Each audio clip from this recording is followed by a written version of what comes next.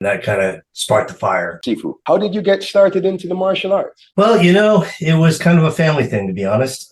Being Chinese, one of my cousins was involved in Kung Fu. And when I was a child, he came by with his team and they stayed at our house. They were going to some tournament.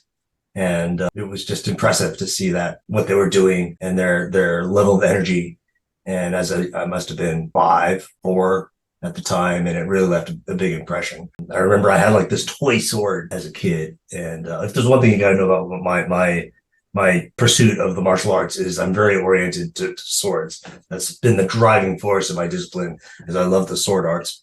And so I had this toy sword and they broke it right away because it was a toy sword. And then they showed me their sword and it was just like, ooh, what is that? And that kind of sparked the fire. And I would say a lot of it was cultural, especially because I was brought up in a predominantly white community and had very little connection to Asian culture beyond, Godzilla movies and Kung Fu movies. It's really what opened up Asian culture for me, because once I got involved in the martial arts, I started reading about the philosophies. I started pursuing it a lot more and learning about the arts. And particularly with Chinese Kung Fu, it's so interconnected that, once you reach a certain level of practice, you have to engage the culture to really progress. And, we evoke, our forms evoke the names of classic books and operas and, particular art forms. So it's all really like a big Chinese banquet. You just sample all sorts of things as you're learning, right?